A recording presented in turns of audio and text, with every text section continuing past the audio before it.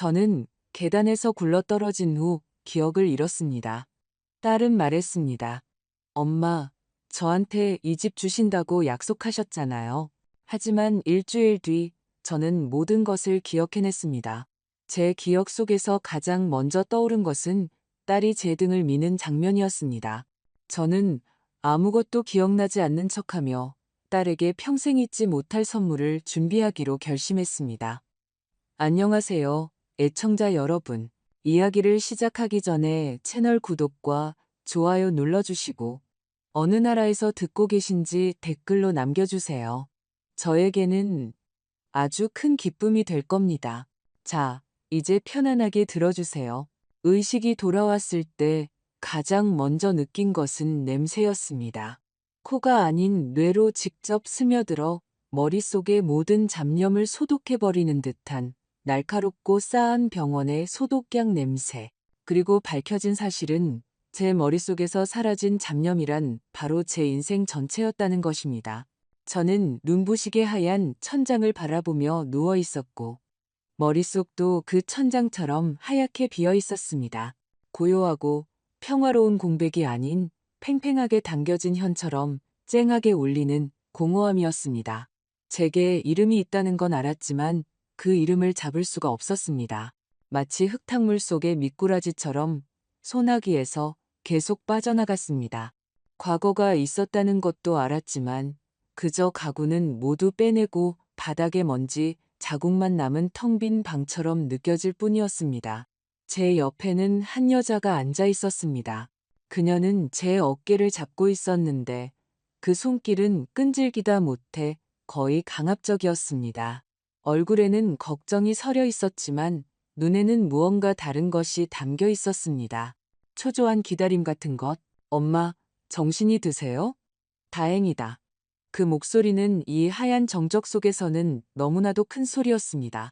의사 선생님이 괜찮을 거래요. 그냥 뇌진탕 증세가 좀 심한 거라고. 저 알아보시겠어요? 엄마 딸 지연이에요. 지연이. 딸? 그 단어가 제 안에서 거의 들리지 않을 만큼 희미한 메아리로 울렸습니다. 몸을 일으키려 했지만 뒤통수와 등에 전해지는 둔한 통증에 다시 베개 위로 쓰러지고 말았습니다.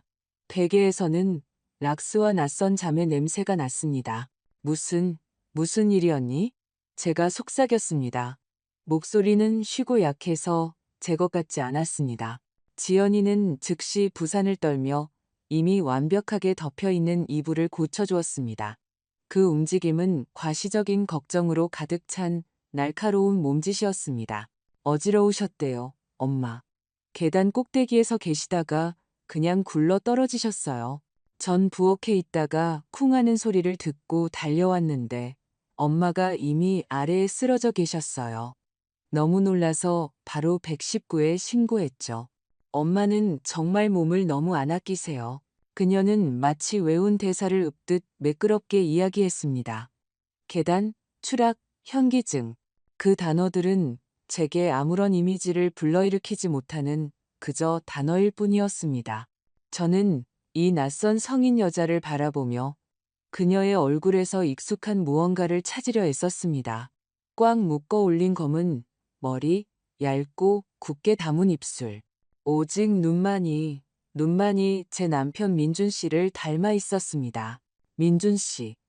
그 이름이 따뜻한 파도처럼 밀려왔다가 차가운 공허함만 남기고 순식간에 빠져나갔습니다. 그렇다면 민준이라는 사람이 있었고 그는 제게 소중한 사람이었던 것입니다. 병원에서의 나날은 고무줄처럼 길게 늘어졌습니다.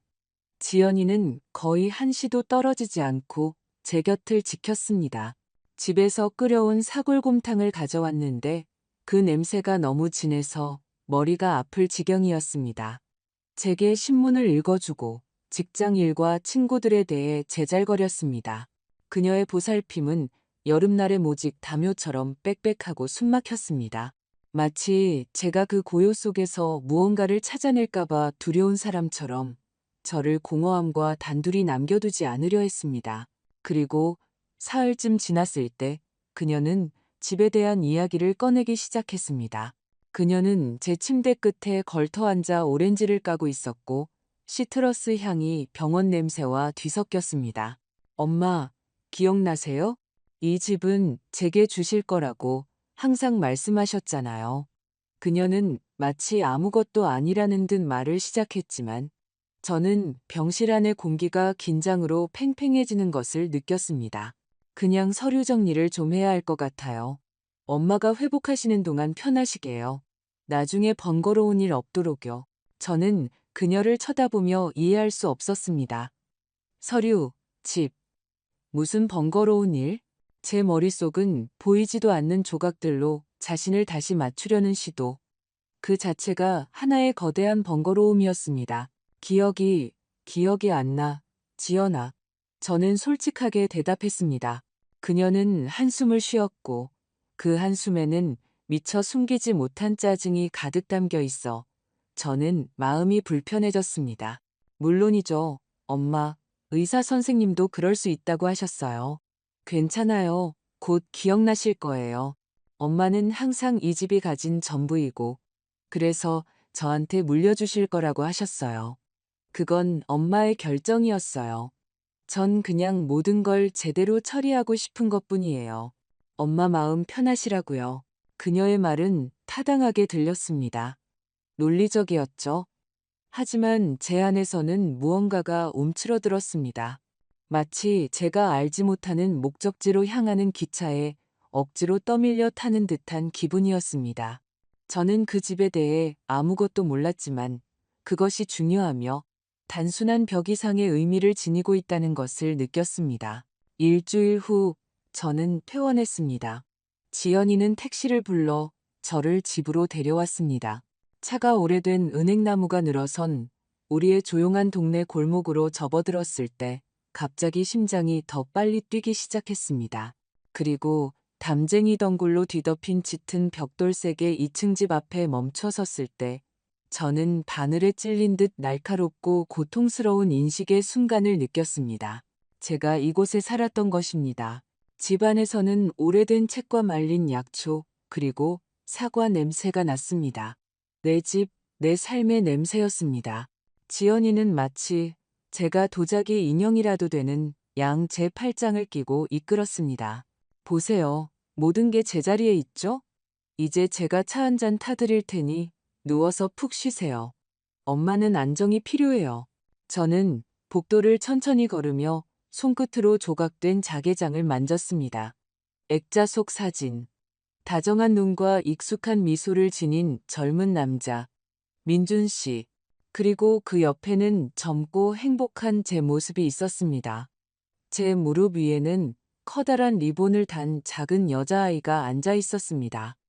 지연이, 저는 이곳에 살았습니다. 이곳에서 사랑했습니다.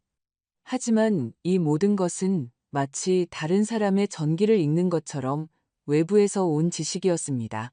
지연이는 저를 거실 안락의자에 앉히고 담요를 덮어주었습니다.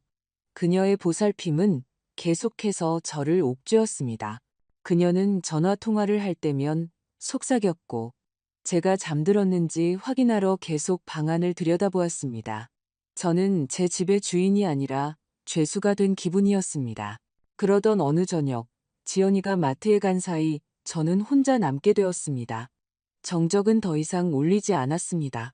오래된 집의 삐걱거리는 소리로 가득 찬 짙은 침묵이었습니다. 저는 안락의자에서 일어나 천천히 방들을 둘러보았습니다. 침실, 민준 씨의 서재, 모든 것이 낯설면서도 희미하게 익숙했습니다. 그리고 저는 현관 홀로 나와 그것을 보았습니다. 계단, 그것은 마치 집의 나무 척추처럼 구부러지며 2층으로 이어져 있었습니다. 민준 씨와 함께 오랫동안 골랐던 광택나는 참나무 계단, 그가 직접 니스치를 했던 조각된 난간 동자. 그 계단은 늘 우리의 자랑이었지만 지금은 침묵하는 어두운 위협처럼 저를 바라보고 있었습니다. 저는 계단 바로 아래로 다가가 고개를 들었습니다. 저 위에는 창문에서 들어오는 희미한 불빛이 비추는 공간이 있었습니다. 저는 서서 바라보았고 제 안에서는 차갑고 끈적끈적한 공포가 자라나기 시작했습니다. 그 이유는 알 수 없었지만 그것은 동물적이고 원초적인 공포였습니다. 그리고 그 순간 모든 것이 돌아왔습니다. 시냇물처럼 단편적인 이미지들처럼이 아니라 마치 제 머릿속에 댐이 무너진 것처럼 단 하나의 압도적이고 귀가 먹먹해지는 흐름으로 말입니다. 날카롭고 화가 난 목소리들, 제 목소리와 그녀의 목소리. 그녀는 새로 사귄 남자친구의 미심쩍은 사업에 쓸 거라며 큰돈을 요구했습니다. 저는 차분하고 단호하게 거절했습니다. 저는 민준 씨가 죽은 후 우리 모녀에게 이 집, 이 안식처를 마련해주기 위해 평생을 아끼고 한 푼 두 푼 모았습니다. 그것을 허공에 날려버릴 생각은 없었습니다. 그녀의 얼굴, 그것은 분노로 검게 일그러졌습니다. 사랑하는 딸의 얼굴이 아니라 낯설고 아기에 찬 사람의 얼굴이었습니다. 엄마는 항상 내 인생을 망쳐. 이 집을 무슨 보물단지처럼 깔고 앉아있잖아. 이건 내 것이어야 해. 약속했잖아. 저는 위층 계단참에 서서 제 방으로 돌아가려고 몸을 돌렸습니다. 그 고함 소리에 지쳐 있었습니다. 그리고 그때 등 뒤에서 날카롭고 강한 충격이 느껴졌습니다. 단순한 밀침이 아니었습니다. 그것은 그녀의 모든 증오와 조급함이 하나의 짧고 잔인한 움직임에 집중된 것이었습니다. 갑작스러운 타인의 힘이 발밑에 지지대를 걷어차는 그 느낌을 기억합니다. 세상이 뒤집히는 짧은 비행의 순간, 폐에서 터져나온 공기, 그리고 딱 하는 소리, 고통, 어둠. 저는 계단 아래에 서서 바로 그 장소를 올려다보았습니다. 기억은 너무나 생생하고 현실적이어서 등골을 타고 얼음장 같은 냉기가 흘렀습니다. 저는 다시 그 밀침을 느꼈습니다. 그녀의 얼굴을 보았습니다. 귓가에서는 그녀의 비명이 울렸습니다. 현기증이 아니었습니다. 저는 스스로 넘어진 게 아니었습니다. 제 친딸이 저를 밀어버린 것이었습니다. 저는 소리 지르지 않았습니다. 몸을 떨지도 않았습니다. 제 안에서 솟아오른 공포는 뜨거운 것이 아니라 얼음장 같았습니다. 그것은 저를 불태우지 않고 얼려버렸고 핏줄 속의 피를 느리고 끈적끈적한 얼음 가루로 만들었습니다. 저는 마치 살아있는 사람이 아니라 이 저주받은 계단 아래 놓인 조각상처럼 온몸이 굳어버렸습니다. 귀가 먹먹한 정적 속에서 저는 오직 두 가지 소리만 들을 수 있었습니다. 귓가에서 쿵쾅거리는 제 심장 소리와 위층 어딘가에서 들려오는 낡은 마룻바닥의 희미한 삐걱거림. 저는 방금 전까지 의지했던 광택, 나는 난간 표면을 보았지만 이제 그것은 다르게 보였습니다. 제 남편 민준 씨의 손길이 닿은 작품이 아니라 차갑고 말없는 무기였습니다.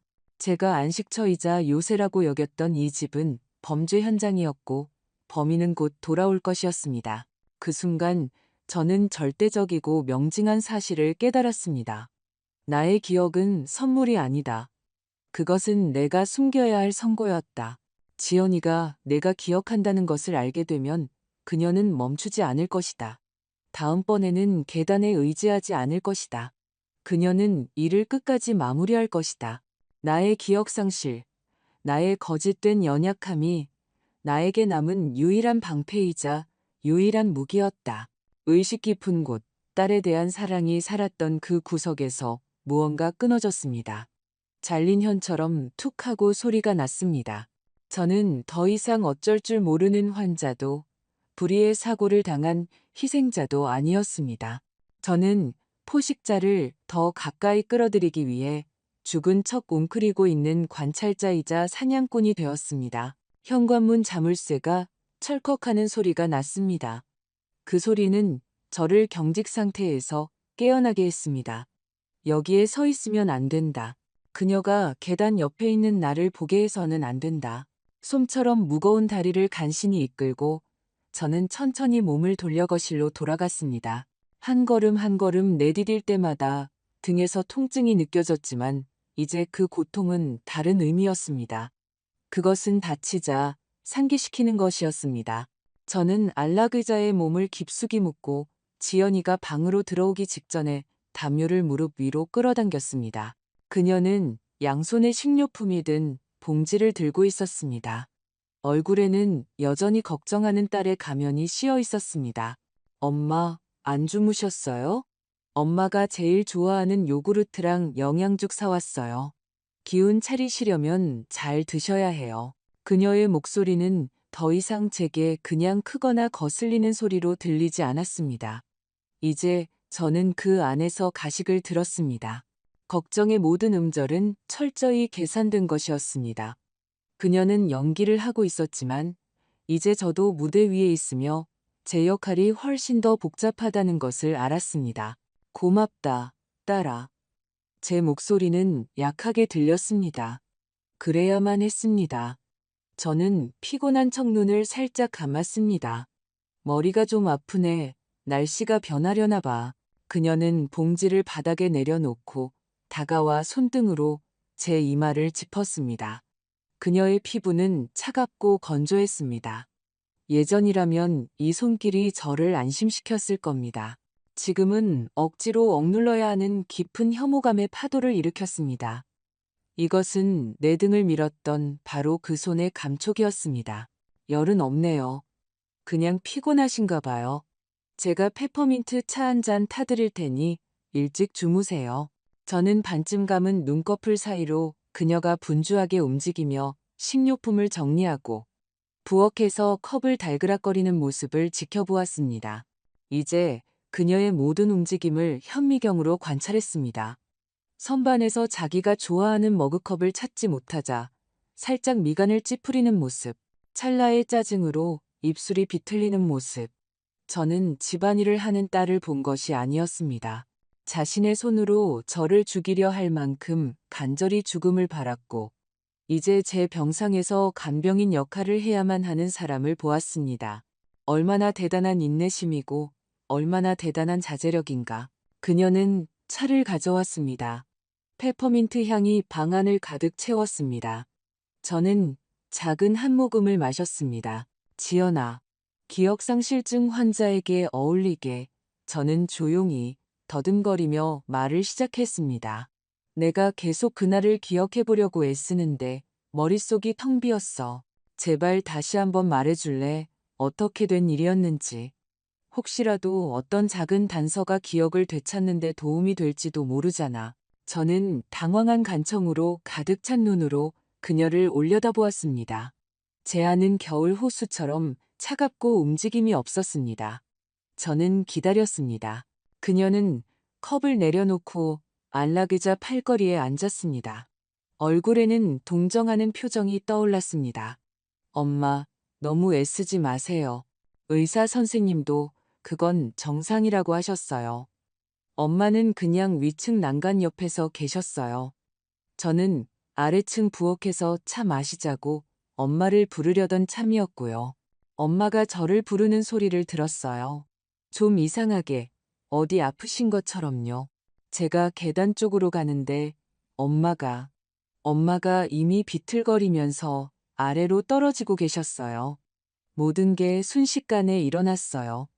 소리 지를 틈도 없었다니까요. 그녀는 거짓말을 했습니다. 너무나 매끄럽고 설득력 있게 거짓말을 했습니다. 심지어 자신의 이야기를 더 그럴듯하게 만들기 위해 제가 이상하게 불렀다는 디테일까지 추가했습니다. 천재적이었습니다. 그녀는 단순히 거짓말을 한 것이 아니라 자신의 거짓말 속에 한 조각의 진실을 엮어 넣었습니다. 저는 정말로 위층에 있었고 그녀는 아래층에 있었습니다. 다만 그 두 지점 사이에는 그녀의 밀침이 있었을 뿐입니다. 저는 그녀를 바라보았고 제 안에는 분노가 없었습니다. 오직 차가운 분석적인 흥미만이 있었습니다. 저는 전직 기록 연구원이었습니다. 사실을 다루고 문서를 대조하고 불일치점을 찾아내는 데 익숙했습니다. 이제 저의 기록 보관소는 그녀가 되었습니다. 그녀의 말, 그녀의 몸짓, 그녀의 시선. 네가 곁에 있어줘서 고맙다. 제가 속삭였습니다. 나를 구해줘서 고마워. 저는 손을 뻗어 그녀의 어깨를 만졌습니다. 그녀는 제 손 위에 자신의 손을 덮었습니다. 뭐려 엄마, 당연히 제가 곁에 있어야죠. 그럼 누가 있겠어요? 저녁에 그녀가 저를 침실까지 부축해주고 침대에 눕히고 이불을 덮어주었을 때 그녀는 잘 자라며 제 뺨에 키스하기 위해 몸을 숙였습니다. 그녀의 머리카락에서는 비싼 샴푸 냄새가 났습니다.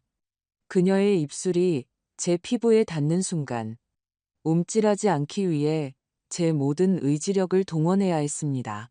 마치 뱀이 저를 건드리는 것 같았습니다. 안녕히 주무세요, 엄마. 푹 쉬세요. 잘 자라, 딸아. 저는 눈을 감으며 대답했습니다. 네가 없었으면 난 어쩔 뻔했니? 그녀는 조용히 문을 닫고 나갔습니다. 저는 어둠 속에서 꼼짝 않고 누워 복도를 따라 멀어지는 그녀의 발소리를 들었습니다. 저는 더 이상 무력한 늙은이가 아니었습니다.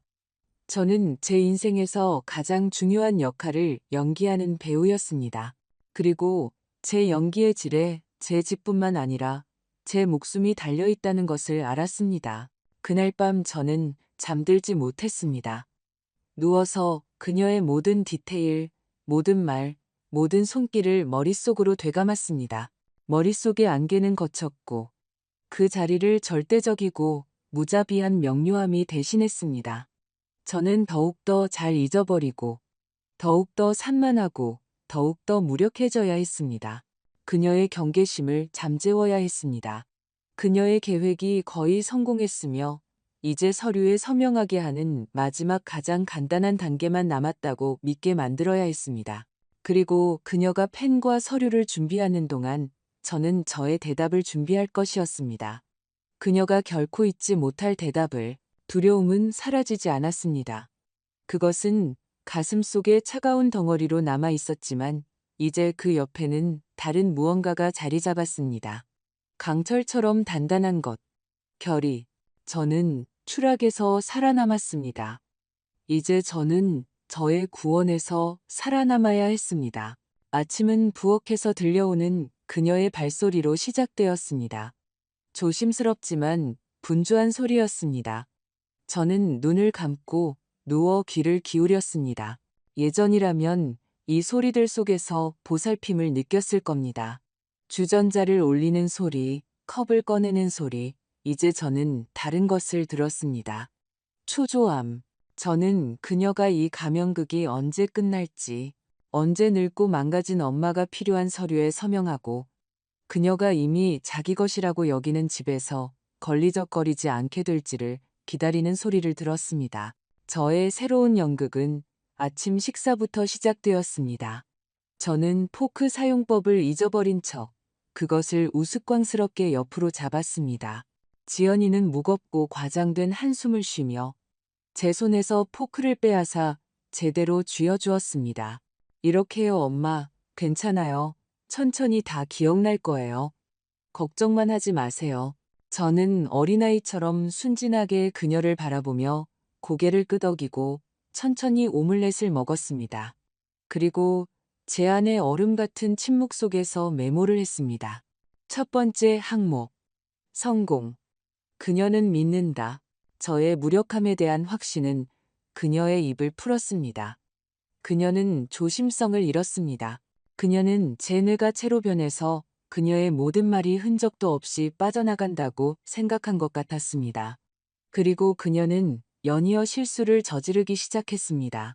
첫 번째 전화는 낮에 제가 그녀의 강권에 따라 거실 안락의자에서 잠든 척 쉬고 있을 때 걸려왔습니다. 저는 속눈썹 사이로 그녀를 엿보며 눈을 살짝 떴습니다. 그녀는 창가에 서서 전화를 받고 있었고 조용한 목소리와 저의 선잠이 충분한 위장이라고 생각하는 듯했습니다. 네, 박 부장님. 안녕하세요. 그녀는 수화기에 대고 상냥하게 속삭였습니다. 김지연입니다. 연희동 주택건으로요. 네, 맞습니다. 상태는 최상이에요. 아시다시피 저희가 살려고 지은 집이라서요. 2층 벽돌집이고 대지는 60평 정도 됩니다. 잘 가꿔져 있고요. 물론 매물 가치를 높이기 위해 약간의 인테리어는 필요하겠죠. 네, 서류에 약간의 문제가 있긴 한데 이건 일주일, 길어야 2주일이면 해결될 문제예요. 소유주가 지금 이걸 처리할 상황이 아니라서요. 하지만 제가 다 관리하고 있습니다. 부장님은 일단 매수자를 찾아봐 주세요. 네, 동네 조용하고 시내까지 차 안 막히면 20분이면 가요.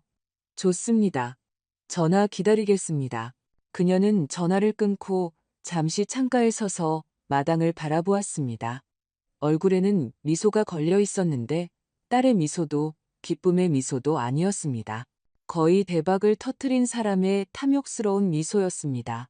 저는 눈을 감았고 심장은 흔들리지 않았습니다. 그것은 제가 행동할 때까지의 초를 재며 차갑고 규칙적으로 뛰었습니다. 매물같이 우리 엄마의 파이 냄새가 나는 민준 씨와 결혼 1주년에 사서 아직도 창가에 놓여 있는 고무나무가 있는 마룻바닥에 긁힌 자국 하나하나가 추억인 이 집에 대해 얼마나 추하고 생명력 없는 단어인가. 여기서 어린 지연이가 세발자전거 타는 법을 배웠고 저기서 우리가 크리스마스 트리를 세웠는데 그녀는 평방미터를 파는 것이 아니었습니다. 그녀는 제 인생을 팔고 있었습니다. 그리고 저는 그 이름을 기억했습니다. 박 부장. 유용한 정보였습니다. 며칠 후 그녀는 색깔 견본이 부채처럼 붙어 있는 것을 집에 가져왔습니다. 그녀는 큰 식탁에 앉아 그것들을 카드놀이처럼 펼쳐놓고 생각에 잠겨 연구하기 시작했습니다. 저는 맞은편에 앉아 찻잔 속에 숟가락을 천천히 저으며 지켜보았습니다. 엄마, 이 색깔 좀 봐요. 예쁘죠?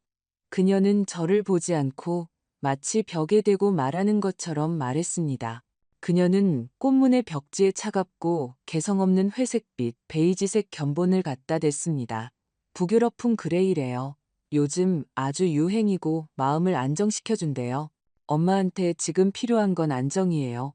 이 꽃무늬는 유행 지난 지 오래고 눈만 피곤하게 하잖아요.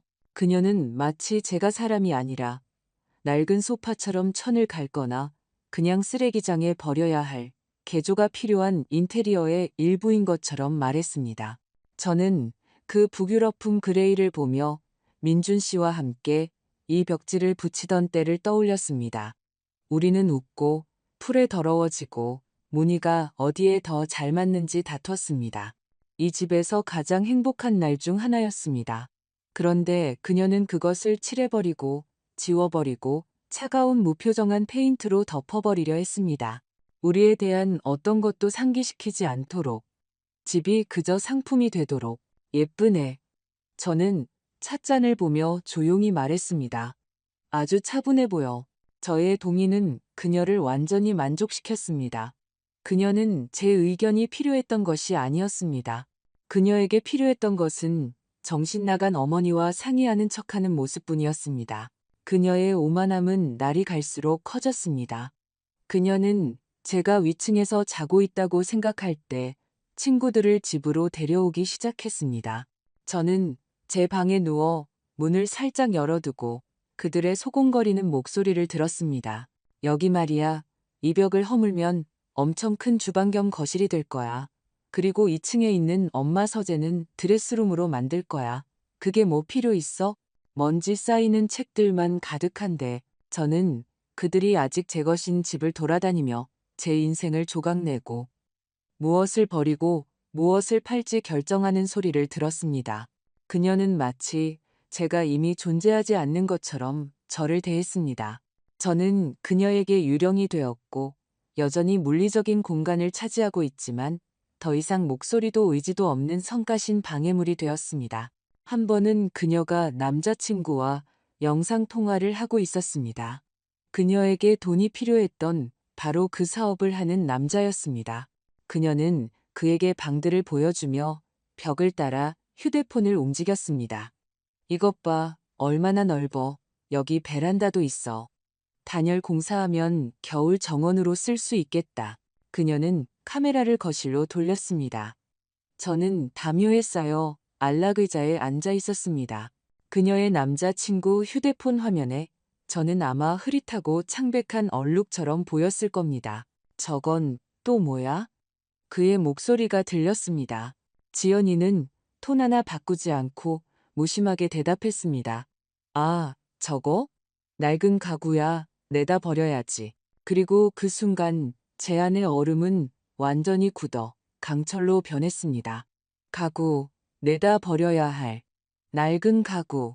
그녀는 단순히 제 집을 원한 것이 아니었습니다. 그녀는 저를 지우고 제 존재 자체를 무효화하고 싶어 했습니다. 그녀는 저를 어머니로, 사람으로 보지 않았습니다. 저는 그녀에게 물건이었습니다. 장애물이었습니다. 저는 천천히 고개를 들어 그녀 쪽을 똑바로 쳐다보았습니다. 그녀는 움찔하며 휴대폰에 무언가 중얼거리고는 통화를 끊었습니다. 엄마, 안 주무셨어요? 잠깐 졸았어. 저는 차분하고 약한 목소리로 대답했습니다. 아빠 꿈을 꿨네. 대문 좀 고쳐야겠다고 하시더라. 삐걱거린다고. 저는 대문에 대해 단순한 집안일에 대해 말했지만 그녀의 눈을 똑바로 쳐다보았습니다. 그녀가 먼저 시선을 피했습니다. 얼굴에는 두려움과 비슷한 무언가가 스쳐 지나갔지만 곧 짜증으로 바뀌었습니다.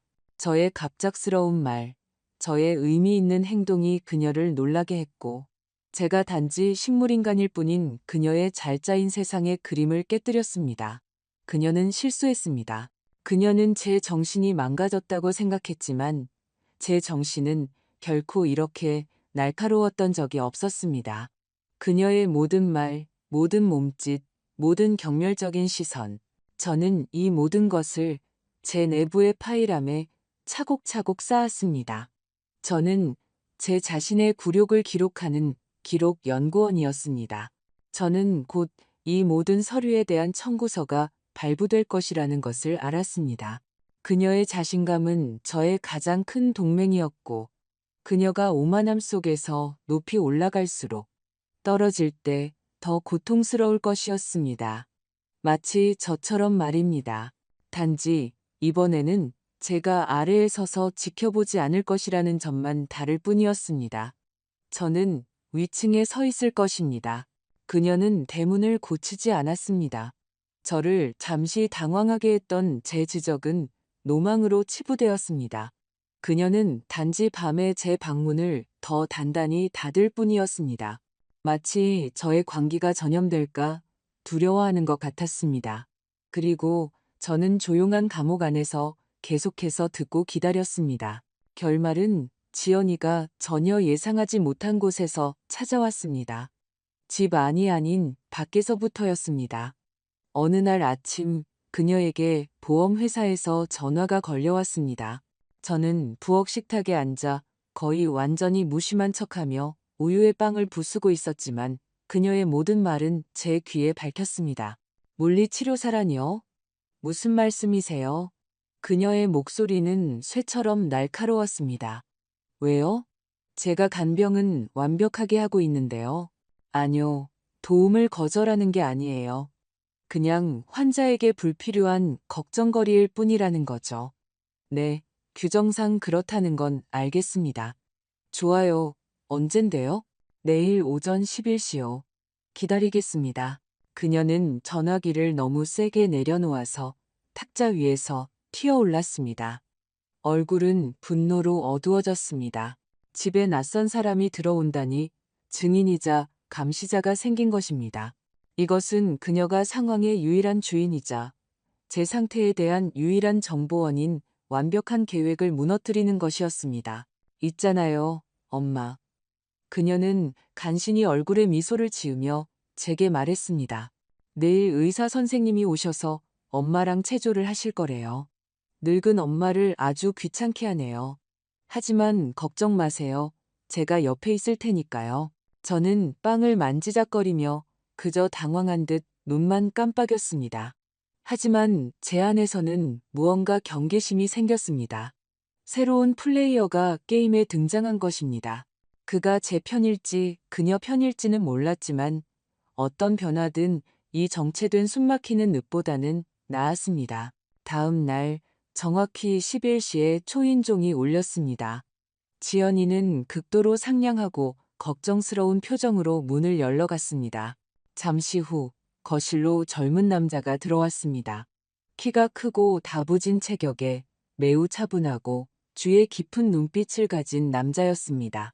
그는 단순한 파란색 유니폼을 입고 있었고 손에는 작은 가방을 들고 있었습니다. 안녕하세요, 박선희 어머님. 그는 옆에서 통역사이자 조언자 역할을 할 준비를 하고 서 있는 지연이가 아닌 제게 직접 말을 걸었습니다. 저는 최진우라고 합니다. 어머님의 물리치료사입니다.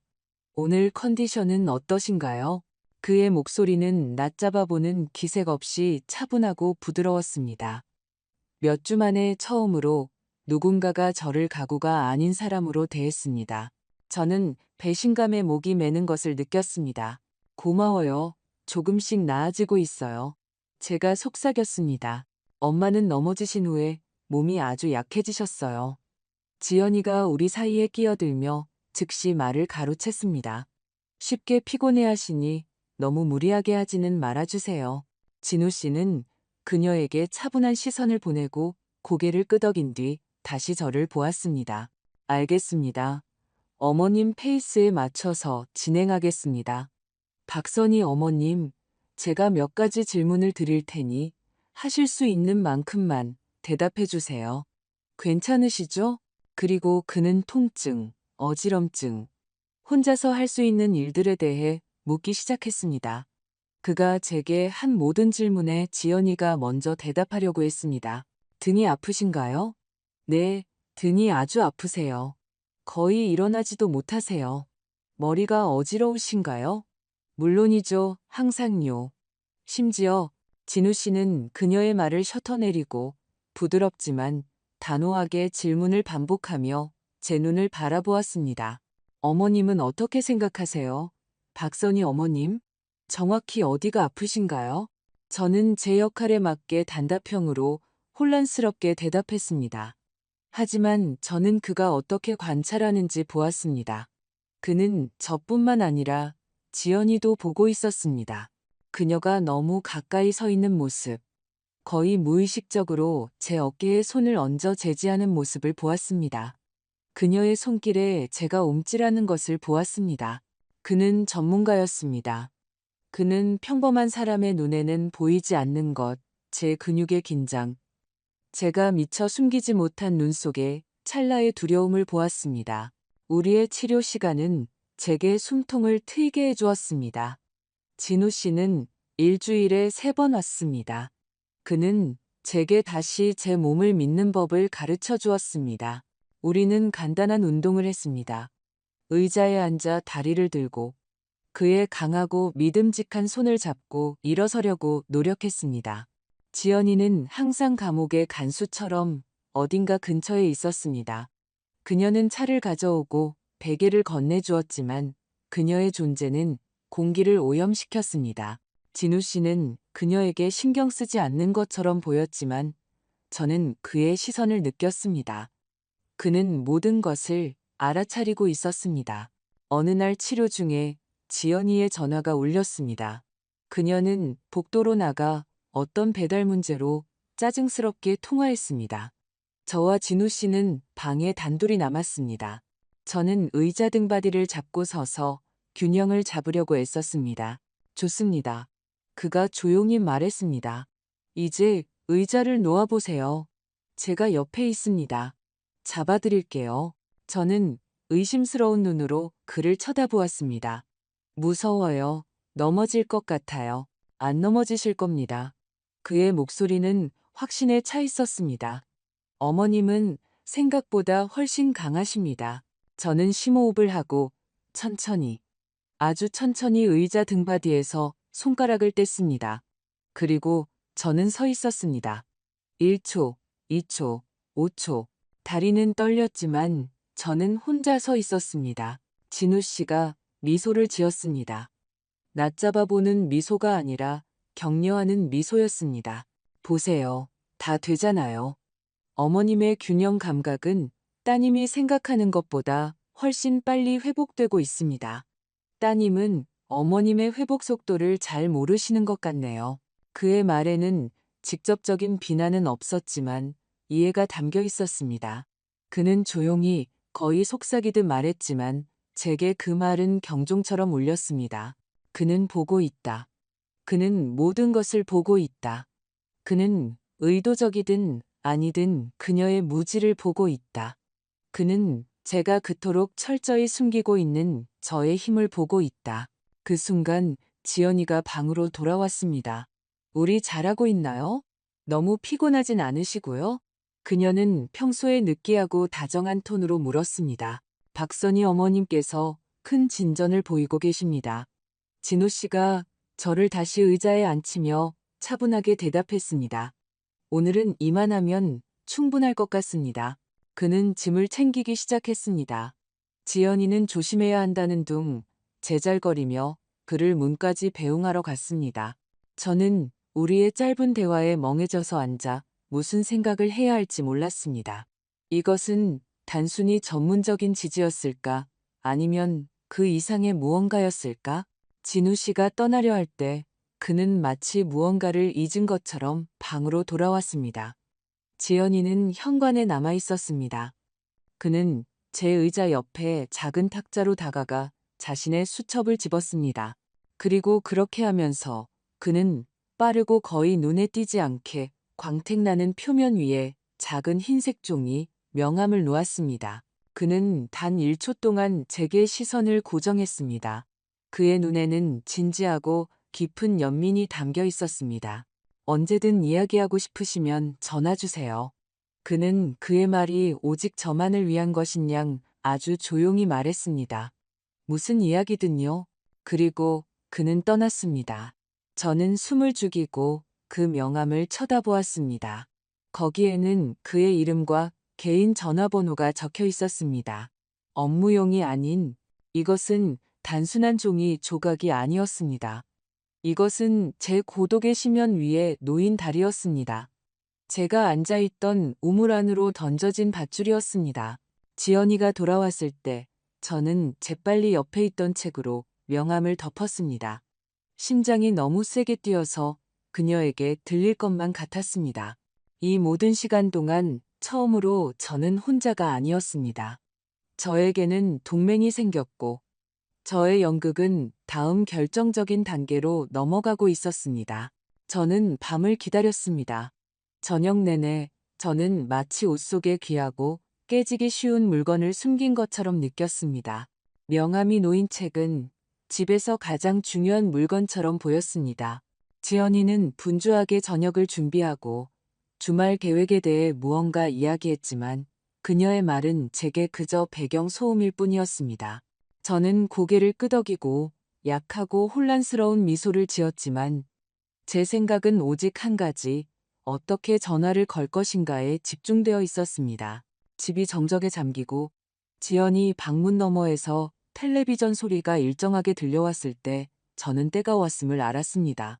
저는 삐걱거리지 않도록 조심하며 침대에서 일어났습니다. 몸은 아직 약했지만 결의가 힘을 주었습니다. 저는 서랍장에서 낡은 버튼식 휴대폰을 꺼냈습니다. 지연이가 쓸모없는 고물이라고 생각해서 빼앗지 않은 것이었습니다. 손가락이 잘 움직이지 않았지만 저는 명함에 있는 번호를 눌렀습니다. 그는 두 번째 신호음이 울린 후 받았습니다. 최진우입니다. 여보세요. 최진우 선생님. 제 목소리는 거의 들리지 않는 속삭임이었습니다. 박선희입니다. 수화기 저편에서 짧은 침묵이 흘렀습니다. 듣고 있습니다. 박선희 어머님. 그의 목소리가 낮고 진지해졌습니다. 무슨 일 있으신가요? 그리고 저는 속삭이며 횡설수설하며 누가 들을까봐 두려워하며 말하기 시작했습니다. 저는 그에게 모든 것을 털어놓았습니다.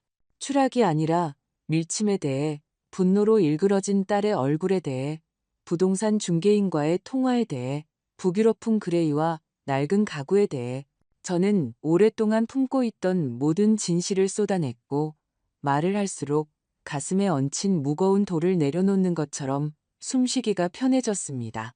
그는 말이 없었습니다. 그는 그저 끼어들지 않고 들었습니다. 그의 침묵은 어떤 말보다도 웅변적이었습니다. 그것은 믿는 사람의 침묵이었습니다. 제가 말을 마쳤을 때 그는 한참 동안 대답하지 않았습니다. 저는 그의 규칙적인 숨소리만 들을 수 있었습니다.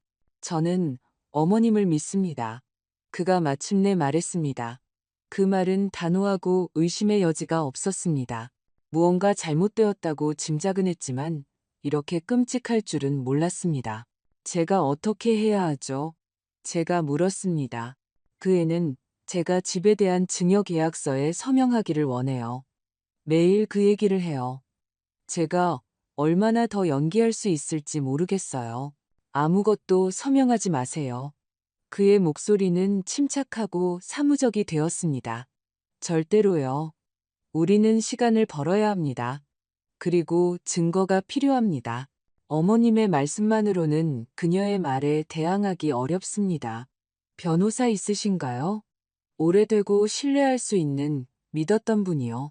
저는 생각에 잠겼습니다. 네, 민준 씨의 친구인 이영철 변호사님이 있었습니다. 남편이 죽은 후 우리의 소소한 일들을 모두 처리해 주셨습니다. 몇 년 동안 뵙지 못했습니다. 있긴 한데 전화를 걸 수가 없어요. 지연이가 제 모든 통화를 감시해요. 통화 내역에서 볼 거예요. 제가 해결하겠습니다. 진우 씨가 제 말을 끊었습니다. 다음 치료 때 제가 휴대폰을 하나 가져다 드리겠습니다. 간단한 걸로요. 아무도 추적할 수 없을 겁니다. 변호사님께 전화하실 수 있을 거예요. 그리고 우리는 치료를 계속할 겁니다. 하지만 이제 두 번째 목표가 생겼습니다. 어머님은 단순히 회복하시는 게 아니라 강해지셔야 합니다.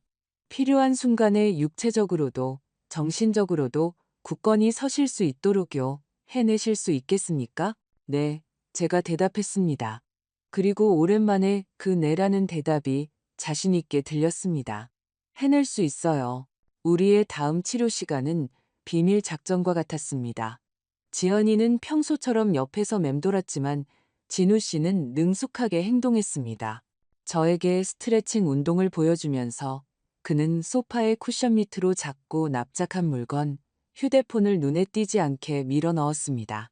그리고 제 혈압을 재면서 그는 또한 눈에 띄지 않게 4번 접은 종이 조각, 즉 그가 직접 찾은 변호사의 번호와 설명서를 제게 건넸습니다.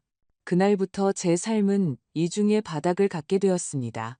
낮에는 딸과 물리치료사의 감시 아래 방 안에서 겨우 몇 걸음 떼는 약하고 건망증 있는 늙은이였습니다. 그리고 밤에는 제 방에 갇혀 이영철 변호사님께 전화를 걸었습니다. 그는 충격을 받았습니다. 처음에는 믿지 않고 트라우마의 후유증이라고 생각했습니다. 하지만 저는 기록 보관소에서 일하던 습관대로 차분하고 체계적으로 사실을 설명했습니다.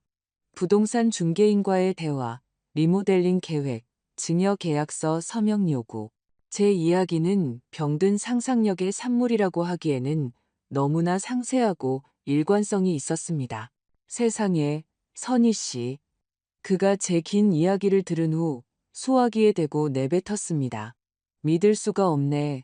지연이가 내가 손수 하나 키웠는데 어떻게 할까요? 시간을 버는 겁니다. 저는 진우 씨의 말을 반복했습니다. 제게는 시간이 필요해요. 그리고 이영철 변호사님은 계획을 세웠습니다. 차갑고 법적으로 완벽한 계획. 그가 먼저 공격을 가할 것이었습니다. 그날을 저는 결코 잊지 못할 것입니다. 저는 거실에 앉아 있었고 지연이는 기분 좋게 식탁에서 서류를 뒤적이고 있었습니다. 그녀는 이미 집으로 와줄 공증인도 찾아 놓았습니다. 그녀는 목표 달성을 눈앞에 두고 있었습니다. 전화벨이 울렸습니다. 그녀의 휴대폰이었습니다. 그녀는 미소를 지으며 전화를 받았습니다. 여보세요, 김지연입니다. 미소가 그녀의 얼굴에서 서서히 사라지기 시작했습니다. 그녀는 허리를 폈고 어깨가 굳어졌습니다. 누구시라고요? 죄송하지만 그녀가 되물었습니다. 무슨 일로? 아니요, 어머님은 어떤 요청도 하지 않으셨습니다. 뭔가 착오가 있으신 겁니다. 어머님의 전 재산에 대한 현황 조사를 한다니 무슨 말씀이세요? 지금 제정신이 아니세요. 그런 결정을 내릴 수 없다고요. 제가 딸이고 제가 후견인이에요. 그녀는 거의 소리를 지르고 있었습니다. 그녀의 편안하고 만족스러운 얼굴은 환하고 겁에 질린 가면으로 변했습니다. 독립적인 전문가에게 인지 능력 정밀 검사를 받는다니요? 누가 당신들에게 그런 권한을 줬죠? 저는 반대합니다. 그녀는 몇 초 더 듣고 있었습니다. 얼굴은 점점 더 창백해졌습니다. 그리고 그녀는 말없이 통화 종료 버튼을 눌렀습니다. 천천히, 아주 천천히 그녀는 고개를 제 쪽으로 돌렸습니다. 그녀의 시선은 도구로 가득 차 있었습니다. 그것은 딸의 시선이 아니었습니다. 코앞에서 승리를 빼앗긴 도박꾼의 시선이었습니다. 누구 전화였니? 저는 가장 순진하고 겁에 질린 목소리로 물었습니다. 무슨 일 있니, 딸아? 그녀는 오랫동안 저를 쳐다보며 제 눈에서 무언가를 읽어내려 했지만 거기에는 제가 그토록 공들여 가꾼 공허함 뿐이었습니다. 아무것도 아니에요, 엄마. 그녀는 이를 악물고 말했습니다. 실수래요. 그냥 어떤 행정착오라고요. 하지만 저는 보았습니다. 그녀의 눈에는 더 이상 오만함이 없었습니다. 그곳에는 두려움이 자리 잡았습니다. 상속을 향한 쉬운 산책이 전쟁으로 변하고 있다는 차갑고 끈적끈적한 두려움. 그녀는 망가진 인형을 상대로 게임을 하고 있다고 생각했지만 인형 뒤에는 다른 누군가가 있다는 것을 깨달았습니다. 규칙을 알고 방어를 구축할 줄 아는 누군가가 집으로 가는, 돈으로 가는, 새로운 삶으로 가는 그녀의 쉬운 길은 갑자기 법적, 의학적이라는 두 개의 차단기로 막혔습니다. 그리고 그것들을 들어 올리려면 그녀는 정면으로 돌파해야만 할 것이었습니다. 그리고 그것은 그녀가 다시 실수를 저지를 것이라는 의미였습니다. 저는 그것을 알았고 기다렸습니다. 그녀는 꼬박 이틀을 기다렸습니다. 그 이틀은 제가 돌아온 이후 가장 조용하고 가장 긴장된 시간이었습니다. 그녀는 거의 저와 대화하지 않고 그저 기계적으로 간병인 의무를 수행했습니다.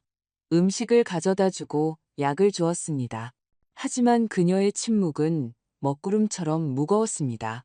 그녀는 우리 안의 짐승처럼 집안을 서성거렸고 때때로 저에게 빠르고 평가하는 듯한 시선을 던졌습니다.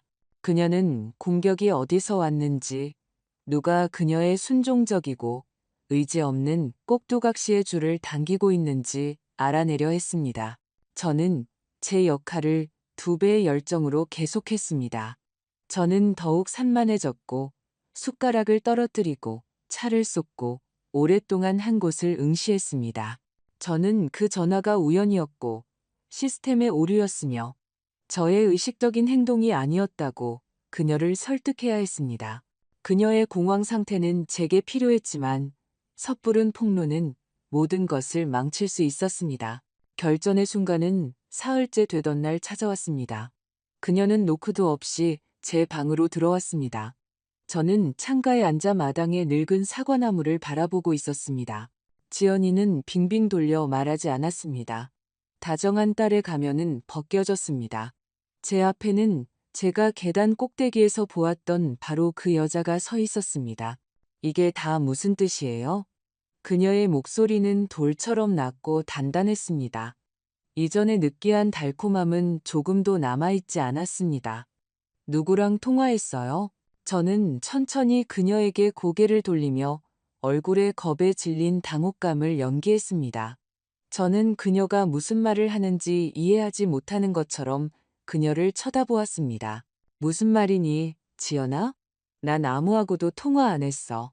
너하고 그리고 오시는 의사 선생님, 진우 씨하고만 했지. 시침이 떼지 마세요. 그녀는 한 걸음 다가왔고 저는 본능적으로 의자에 몸을 움츠렸습니다. 변호사한테 전화 왔어요. 변호사. 엄마가 전 재산에 대한 조사를 시작했고 무슨 신경과 의사를 요구했다고요. 그 사람이 그걸 어떻게 알았죠? 그녀는 제 위로 몸을 숙였고 저는 그녀의 분노를 느꼈습니다. 그것은 용광로의 열기처럼 거의 만질 수 있을 정도였습니다. 하지만 더 이상 두려움은 없었습니다. 오직 차갑고 쨍한 계산만이 있었습니다. 지금 이 다음 수를 둘 순간이었습니다. 모르겠어, 딸아. 저는 목소리가 떨리도록 애쓰며 더듬거렸습니다. 저는 겁먹은 아이처럼 눈을 내리깔았습니다. 며칠 전에 어떤 남자한테 전화가 왔었어. 누군지 잘 모르겠더라. 딱딱한 말투로 빠르게 말하더라고. 머리 다친 후에는 다 거치는 절차라고. 중요한 서류에 서명하기 전에 내가 모든 걸 이해하는지 확인해야 한다고 했어. 저는 거짓과 섞인 진실을 말했습니다. 변호사로부터의 전화는 제가 시작했지만 저는 마치 제가 관료주의 기계의 수동적인 대상이었던 것처럼 상황을 꾸몄습니다. 저는 그녀가 잠시 망설이는 것을 보았습니다. 그 버전은 그럴듯하게 들렸습니다. 터무니없는 규칙을 가진 공공기관이 그녀의 완벽하게 계획된 계획에 끼어들 가능성은 충분히 있었습니다. 그래서 그 사람한테 뭐라고 했어요? 그녀는 여전히 저에게서 신문하는 듯한 시선을 떼지 않고 쏘아붙였습니다. 그리고 여기서 저는 저의 결정적인 한 수를 두었습니다. 저는 가짜 당혹감으로 가득 찬 눈으로 그녀를 올려다보았습니다. 별말 안 했어. 이상한 질문들을 하더라고. 기억을 확인한다면서 그날에 대해 구체적인 걸 기억하냐고 물었어. 저는 마치 사라져가는 생각을 붙잡으려는 듯 잠시 멈췄습니다. 예를 들면 그날 네가 무슨 옷을 입고 있었는지 같은 거. 저는 그녀를 쳐다보았고 제 안의 모든 것이 멈췄습니다. 그녀의 얼굴이 굳어지는 것을 보았습니다. 그녀는 기다렸습니다. 참 이상해. 저는 마치 혼잣말을 하듯 조용하고 생각에 잠긴 목소리로 말을 이었습니다. 머릿속이 온통 뒤죽박죽인데 왠지 자꾸 네가 그 파란색 스웨터를 입고 있는 모습이 보여. 그거 있잖아. 네가 제일 좋아하는 캐시미어 스웨터. 손목에 작은 은팔찌를 하고 있었지. 저는 말을 멈추고 마치 불쾌한 감각을 기억해내려는 듯 천천히 손가락으로 제 팔뚝을 쓸었습니다. 긁힌 자국을 가볍게 흉내내는 것이었습니다. 그것은 아주 작고 거의 눈에 띄지 않는 움직임이었지만 폭탄이 터진 것과 같은 효과를 냈습니다. 지연이는 얼어붙었습니다. 창백해진 것이 아니었습니다. 아니, 그녀의 얼굴은 회색의 생명 없는 가면으로 변했습니다. 뺨과 입술에서 핏기가 가셨습니다. 그녀는 제 손을, 여전히 팔뚝을 만지고 있는 제 손가락을 쳐다보았고 그녀의 숨이 멎었습니다. 그녀는 알았습니다. 그녀는 제가 안다는 것을 알았습니다. 그날 다툼 중에 제가 떠나려고 했을 때 그녀는 제 팔을 잡았습니다. 고통스러울 정도로 꽉, 그리고 그녀의 은팔찌 잠금 장치가 제 피부를 긁었습니다.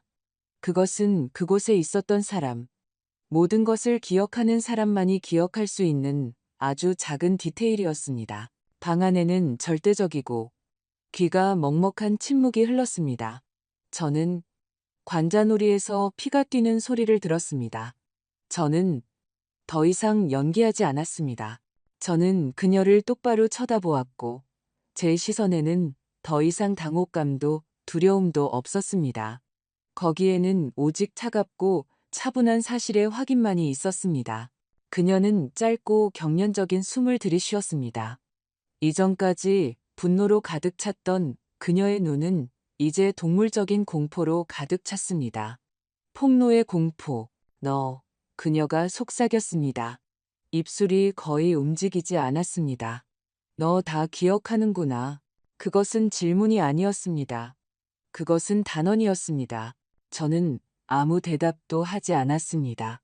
저는 그저 그녀를 계속 쳐다보았습니다. 저의 침묵은 어떤 비명보다도 더 크게 울렸습니다. 그것은 그녀에게 말하고 있었습니다. 그래, 난 모든 것을 기억해. 내 분노를 기억해. 내 거짓말을 기억해. 내 등에 닿았던 내 손을 기억해. 그녀는 마치 불을 본 것처럼 저에게서 뒷걸음질 쳤습니다. 마치 저의 알미 전염성이 있고 위험한 것처럼. 그녀가 똑똑하고 계산적인 포식자이고 제가 무력한 희생자인 그녀가 공들여 만든 세상이 순식간에 무너졌습니다. 패가 공개되었습니다. 그리고 그녀는 자신이 지금까지 상대했던 사람이 자신이 생각했던 그 사람이 아니었다는 것을 깨달았습니다. 그녀는 진짜 저를 상대로 게임을 했고 그녀는 졌습니다. 그녀의 공황은 거의 물리적으로 느껴질 정도였습니다. 그녀는 방 안을 서성거리며 안절부절못했습니다. 그녀는 더 이상 상황의 주인이 아니었습니다. 그녀는 유일한 증인 앞에서 현행범으로 잡힌 범죄자였습니다. 그럴 리가 없어. 의사들은 기억 상실이라고 했어. 그녀는 제게가 아니라 벽과 공기를 향해 중얼거렸습니다. 넌 기억할 수 없어. 저는 천천히 손을 내렸습니다. 의사들이 틀렸나 보지? 제 목소리는 차분하고 조용하게 들렸습니다. 몇 주 만에 처음으로 저는 제 진짜 목소리, 이 집 주인의 목소리로 말했습니다. 기억이란 이상한 거야, 딸아. 때로는 가장 곤란한 순간에 돌아오기도 하거든. 그녀는 저를 쳐다보았고 그녀의 눈에서는 공포가 불신과 싸우고 있었습니다. 저의 평온함은 제가 소리치거나 우는 것보다 그녀를 더 두렵게 했습니다. 그녀는 제가 단순히 기억해낸 것이 아니라 이 모든 시간 동안 알고 지켜보고 기다렸다는 것을 깨달았습니다. 그녀의 눈 속의 공황은 차갑고 절망적인 결의로 바뀌었습니다. 그녀는 기회의 창이 어구시틸름 데스검 닫히고 있다는 것을 깨달았습니다. 그녀에게는 더 이상 설득과 조작을 할 시간이 없었고 오직 거친 힘만이 남았습니다. 그렇다면 그녀의 목소리가 거칠고 낯설게 변했습니다. 그녀는 마치 제 퇴로를 차단하려는 듯 문 쪽으로 한 걸음 물러섰습니다. 네가 다 기억한다니 이것도 이해하겠지. 내일 사람이 올 거야. 넌 서류에 서명하고 그걸로 끝나는 거야. 무슨 서류? 지연아? 저는 시선을 떼지 않고 마찬가지로 차분하게 물었습니다. 상관없어. 그녀가 으르렁거렸습니다. 네가 진작에 서명했어야 할 서류야. 넌 나한테 모든 걸 빚졌어. 그녀는 문을 쾅 닫고 방에서 뛰쳐나갔습니다. 저는 그녀가 집안을 서성거리는 소리, 부엌에서 무언가 쿵하고 떨어지는 소리를 들었습니다. 그녀는 더 이상 연기하지 않았습니다. 그녀는 마지막 공격을 준비하고 있었습니다. 아침에 그녀는 쟁반을 들고 제 방으로 들어왔습니다.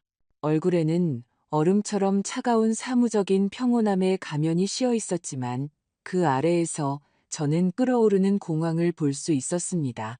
오늘 보험회사에서 사람이 올 거예요. 그녀는 쟁반을 탁자 위에 놓으며 선언했습니다. 손이 약간 떨리고 있었습니다. 엄마 상해 사건 관련해서 형식적인 서류 몇 장에 서명해야 해요. 그래야 사건이 종결되고 보상금을 받을 수 있어요. 거짓말은 조잡하고 어설펐습니다. 보험회사가 일상적인 서류에 서명하기 위해 공증인을 집으로 부를 필요는 없었습니다. 그녀는 제가 모든 것을 기억한다는 것을 알면서도 저를 완전한 바보로 취급했습니다. 아니, 오히려 그녀는 저에 대한 그녀의 두려움이 제 기억보다 더 강할 것이라고 기대했을 것입니다. 내 변호사 없이는 아무것도 서명하지 않을 거야. 제가 차분하게 대답했습니다. 그녀의 얼굴이 일그러졌습니다. 너한테는 변호사 없어. 그녀가 씩씩거렸습니다. 너한테는 나, 내 딸, 내 후견인밖에 없어. 그리고 넌 내가 시키는 대로 하게 될 거야. 그녀는 손도 대지 않은 아침 식사를 남겨두고 떠났습니다. 저에게는 몇 시간이 있었습니다. 저는 매트리스 밑에 숨겨둔 휴대폰을 꺼내 두 통의 전화를 걸었습니다. 하나는 진우 씨에게, 다른 하나는 이영철 변호사님께. 계획은 준비되었습니다. 이제 무대 위의 배우들을 기다리는 일만 남았습니다. 정호정각에 초인종이 울렸습니다. 저는 이미 거실 안락의자에 앉아 있었습니다. 지연이는 서류 가방을 든 키가 작고 부산스러운 남자를 집 안으로 들였습니다. 공증인이었습니다. 그는 마치 공기 중에 짙게 깔린 긴장감을 느끼는 것처럼 조심스럽게 주위를 둘러보았습니다. 네, 이쪽으로 들어오세요. 지연이가 분주하게 움직였습니다. 엄마가 기다리고 계세요. 넘어지신 후에 정신이 좀 온전치 않으신데 제가 다 설명해 드렸어요. 바로 그 순간 다시 초인종이 울렸습니다. 지연이는 움찔했습니다. 누구지? 기다리는 사람 없는데 내 물리치료사일 거야. 저는 크고 또렷하게 말했습니다. 오늘 예정된 치료 시간이거든. 지연이의 얼굴이 어두워졌지만 진우 씨를 거절할 명분은 없었습니다. 의심을 살 수 있었기 때문입니다. 그녀는 마지못해 문을 열러갔습니다. 진우 씨는 언제나처럼 차분하고 침착하게 방으로 들어왔습니다. 그는 공증인에게 정중하게 인사하고 지연이에게 고개를 끄덕인 후 제게 다가왔습니다. 컨디션은 어떠세요? 박선희 어머님, 치료 준비되셨나요? 준비됐어요, 최진우 선생님. 저는 감사한 마음으로 그를 보며 대답했습니다. 하지만 조금 기다려도 될까요? 여기 중요한 일이 있는 것 같아서요. 지연이는 상황에 대한 통제력을 잃고 있다는 것을 깨달았습니다.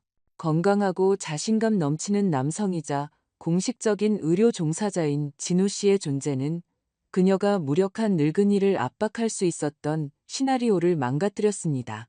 5분이면 끝나요. 그녀가 잘라 말했습니다. 그냥 형식적인 절차예요. 그녀는 서류철에서 종이 몇 장을 꺼내 제 앞에 탁자 위에 놓았습니다. 증여 계약서, 저는 그 양식을 알아보았습니다. 그녀는 제 쪽으로 펜을 밀었습니다. 그냥 여기에 서명만 하세요. 엄마, 이 칸에. 그녀의 목소리는 초조함과 간신히 숨긴 분노로 떨리고 있었습니다. 공증인은 분명히 불편해하며 헛기침을 했습니다. 진우 씨는 제 의자 약간 뒤에 서서 제 어깨에 손을 얹었습니다. 그 간단한 접촉이 제게 힘을 주었습니다. 저는 펜을 들었습니다. 지연이는 앞으로 몸을 기울였습니다. 그녀의 눈은 승리감에 불타고 있었습니다. 그녀는 자신이 이겼다고, 저의 두려움과 그녀에게 복종하는 습관이 이길 것이라고 확신했습니다. 저는 눈도 깜빡이지 않고 오랫동안 그녀의 눈을 똑바로 쳐다보았습니다. 그녀의 환희가 사라지고 불안으로 바뀌는 것을 보았습니다. 그리고 그때 저는 말했습니다. 제 목소리는 긴장된 것일의 정적 속에서 메아리치며 조금의 떨림도 없이 맑고 단단하게 울려 퍼졌습니다. 그럴 생각 없는데. 저는 펜을 탁자 위에 내려놓았습니다. 지연이는 얼어붙었습니다. 마치 숨을 멈춘 것 같았습니다.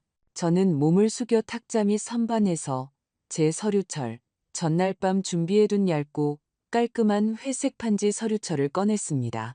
기록 연구원으로서의 일은 제게 질서를 가르쳐 주었습니다. 저는 그것을 증여 계약서 위에 놓고 깜짝 놀란 공증인 쪽으로 밀었습니다. 그리고 이것을 저는 이미 그에게 말을 걸며 말했습니다. 검토해 주시길 부탁드립니다. 이것은 제 고소장입니다. 여기에는 제 딸 김지연이 올해 8월 14일 이 집의 위층 계단참에서 중상해 혹은 사망을 목적으로 고의로 제 등을 밀었다는 사실이 상세히 기술되어 있습니다. 저의 모든 말은 물에 돌이 떨어지듯 정적 속으로 떨어졌습니다. 지연이의 얼굴은 하얀 공포의 가면으로 변했습니다. 제 친구이자 의료 자문이신 최진우 선생님. 저는 지난 몇 주 동안 저를 지켜봐온 진우 씨 쪽으로 고개를 끄덕였습니다. 제 증인으로 여기에 참석하셨습니다. 그는 제가 온전한 정신과 확고한 기억력을 가지고 있음을 증명할 수 있습니다. 저의 선물은 배달되었습니다. 지연이의 세상은 비명과 함께 시끄럽게 무너진 것이 아니라 카드집처럼 소리 없이 무너졌습니다. 그녀는 서류철을, 저를, 그리고 진우 씨를 번갈아 쳐다보았습니다. 입은 소리 없는 비명으로 벌어져 있었습니다. 공증인은 창백했지만 전문적인 평정을 유지하며 조심스럽게 서류철을 열었습니다. 그는 첫 페이지를 훑어보았고 그의 눈썹이 이마 위로 올라갔습니다. 그는 지연이에게 시선을 들었습니다. 김지연 씨, 그의 건조하고 공식적인 어조는 어떤 비난보다도 더 무서웠습니다. 여기에 기술된 내용이 형사 범죄 행위에 대한 고소라는 것을 이해하십니까? 저는 직무상 그는 말을 끝맺지 않았습니다. 그럴 필요도 없었습니다. 모든 것은 끝났습니다. 그녀의 마지막 절망적인 모험은 외부인들 앞에서 가장 어구시텔름하고 굴욕적인 방식으로 실패했습니다. 그녀는 집을 얻고 싶었지만 형사사건의 가능성을 얻었습니다. 그녀는 흐느낌과 신음 사이에 이상하고 억눌린 소리를 냈고 의자에 주저앉았습니다. 게임은 끝났고 제가 이겼습니다.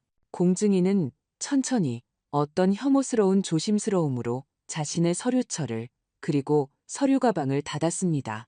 자물쇠가 철컥하는 소리가 어구슈텔너의 디시네 속에서 총성처럼 울렸습니다. 그는 일어나 재킷을 바로잡고 돌처럼 굳은 지연이를 쳐다보지도 않고 제게 말했습니다. 박선희 어머님, 제 명함을 남겨두겠습니다. 어머님의 변호사님께서 곧 저에게 연락하실 거라 생각합니다. 안녕히 계십시오. 그는 진우 씨에게 고개를 끄덕이고 출구를 향해 걸어갔습니다. 마치 더러워질까 봐 두려운 듯 지연이를 넓게 돌아서 갔습니다. 그녀는 카펫에 한 점을 응시하며 구부정하게 앉아 있었습니다. 울지 않았습니다. 그녀는 그냥 끝났습니다. 그녀의 모든 들끓는 에너지, 모든 탐욕스러운 목표 지향성은 고갈되었고 텅 비고 망가진 껍데기만 남았습니다. 그녀는 저를 올려다보았습니다. 눈에는 더 이상 분노도 증오도 없었고 오직 공허함과 어쩌면 한 방울의 예도우매니에만이 있었습니다. 그녀는 마치 저를 처음 보는 것처럼 쳐다보았습니다. 어머니도 집에 딸린 부속물도 낡은 가구도 아닌 그녀가 감당할 수 없었던 별개의 낯선 사람으로 말없이 그녀는 일어섰습니다. 마치 자신의 몸이 그녀에게 복종하기를 거부하는 것처럼 불안정하게 한마디 말도 없이 그녀는 문으로 걸어갔습니다. 저는 그녀의 등을 쳐다보았습니다. 제가 그렇게 잘 기억했던 그 파란색 스웨터를 저는 어떤 통쾌함도 승리감도 느끼지 못했습니다. 오직 조용하고 씁쓸한 슬픔만이 있었습니다. 제게는 본질적으로 결코 없었던 딸에 대한 슬픔. 문턱에서 그녀는 잠시 돌아섰습니다. 입술이 움직였지만 아무 소리도 내지 못했습니다. 그리고 그녀는 나가서 조용히 문을 닫았습니다. 그것이 제가 그녀를 본 마지막이었습니다. 3개월이 지났습니다. 집안의 정적은 달라졌습니다. 이전에는 긴장과 기대, 두려움으로 가득 차 있었습니다. 이제는 치유되고 평온해졌습니다. 일요일마다 제가 굽는 사과 파이와 갓 내린 베르가모차 냄새가 났습니다. 지연이가 저와 제 집에 접근하는 것을 금지하는 법원의 서류는 서랍장에 놓여 있었지만 저는 거의 그것을 떠올리지 않았습니다. 그것은 단지 형식일 뿐이었습니다. 우리 사이의 진짜 벽은 법률 용어로 지어진 것이 아니었습니다. 그것은 그녀의 배신으로 지어졌습니다. 가장 큰 변화는 계단에 일어났습니다. 저는 오랫동안 그것을 어떻게 해야 할지 결정하지 못했습니다. 그 광택나는 참나무 계단을 보는 것은 견딜 수 없었습니다. 각각의 계단은 제 공포의 말없는 증인이었습니다. 처음에는 그것을 분해하고 불태우고 새로 짓고 싶었지만 나중에 그것이 도피라는 것을 깨달았습니다. 그리고 저는 다른 결정을 내렸습니다. 저는 짙고 부드럽고 따뜻한 크림색의 카펫 러너를 주문했습니다. 인부들이 그것을 깔았을 때 계단은 변모했습니다. 그것은 더 이상 제 집의 심장에 있는 위협적인 해골이 아니었습니다. 그것은 다시 원래의 모습, 즉 위로 올라가는 길, 제 침실로, 제 평온으로 가는 길이 되었습니다. 처음으로 저는 부드럽고 탄력 있는 융단 위를 천천히 밟으며 올라갔습니다. 저는 맨 위 계단참, 바로 그 장소에 도착했습니다. 잠시 서 있었습니다. 아무것도 어떤 얼음장 같은 공포도, 등 뒤에서 밀리는 느낌도 없었습니다. 기억은 남았지만 더 이상 고통을 주지 않았습니다. 그것은 그저 제 과거의 사실, 기록 보관소의 자료가 되었습니다. 저는 그 사건을 종결했습니다. 오늘 저는 진우 씨를 손님으로 맞았습니다. 그는 더 이상 제 물리치료사가 아니라 제 친구입니다. 제게 남은 유일하고 진정으로 가까운 사람입니다. 그는 일주일에 한 번 그냥 차를 마시고 이야기하러 옵니다. 우리는 거실에 앉아 있었습니다. 깨끗한 창문을 통해 햇살이 들어와 도자기 찻잔 위에서 반짝였습니다. 우리는 웃었습니다. 제가 부산에 사는 육촌 동생과 영상 통화를 배우려다 그녀 얼굴 대신 화면에 제 귀가 나온 이야기를 하자 그는 전염성 있게 웃었고 저도 참지 못하고 함께 웃었습니다. 이 살아있고 진실한 웃음은 이 집이 오랫동안 들었던 최고의 소리였습니다. 어머님은 완전히 다른 사람이 되셨어요. 박선희 어머님. 우리가 조금 진정되었을 때 그가 말했습니다. 우리가 처음 만났을 때 어머님이 어떠셨는지 기억하는데 지금의 어머님을 보면 눈빛까지 달라지셨어요. 그냥 두려워하는 걸 그만뒀을 뿐이에요. 진우 씨. 제가 차를 마시며 대답했습니다. 그리고 연기하는 것도 그만뒀고요. 그게 생각보다 힘이 많이 들더라고요. 어머님은 아주 강한 분이세요. 그가 말했습니다. 아니에요. 저는 고개를 저었습니다. 저는 강하지 않아요. 그냥 참을성이 많을 뿐이에요. 평생을 기록 보관소에서 일했거든요. 진실이 항상 표면에 있지 않다는 것에 익숙해졌죠. 때로는 먼지와 거짓의 층을 걷어내며 오랫동안 파헤쳐야 해요. 제 인생도 그렇게 되었네요. 그가 떠난 후 저는 오랫동안 빈 찻잔을 보며 안락의자에 앉아 있었습니다. 제 자신의 집에서 평화를 찾기 위해 얼마나 이상한 길을 걸어왔는지 생각했습니다. 제 기억은 그날 계단 옆에서 단순히 돌아온 것이 아니었습니다. 그것은 저를 해방시켰습니다. 하지만 해방은 제가 모든 것을 기억해낸 그 순간이 아니라 그것에 대해 침묵하기로 결정한 그 순간에 찾아왔습니다. 저의 거짓된 기억 상실은 저의 방패, 저의 무기, 그리고 저의 무대가 되었습니다. 과거를 잊은 척함으로써 저는 미래를 건설할 수 있었습니다. 제가 꿈꾸지도 못했던 미래를 평온하고 안전하며 단순한 인간적인 따뜻함과 진실한 웃음이 있는 미래를 집이 싸워서 얻어야 할 전리품이 아니라 조용한 항구인 미래를 저의 항구를 저는 일어나 창가로 다가갔습니다. 마당의 늙은 사과나무는 겨울을 준비하며 거의 모든 잎을 떨궜습니다. 하지만 저는 봄이 오면 그것이 다시 꽃을 피울 것이라는 것을 알았습니다. 마치 저처럼 저의 겨울은 끝났습니다. 앞에는 오직 조용하고 밝은 저 자신의 삶만이 있었습니다. 끝까지 함께 해주셔서 감사합니다. 이 이야기가 마음에 와 닿으셨다면 좋아요를 누르고 어떤 감정을 느끼셨는지 댓글로 남겨주세요. 채널을 구독하시면 앞으로도 깊고 진솔한 이야기들을 많이 만나보실 수 있습니다. 건강하시고 자신을 아끼며 진정한 삶을 사시길 바랍니다.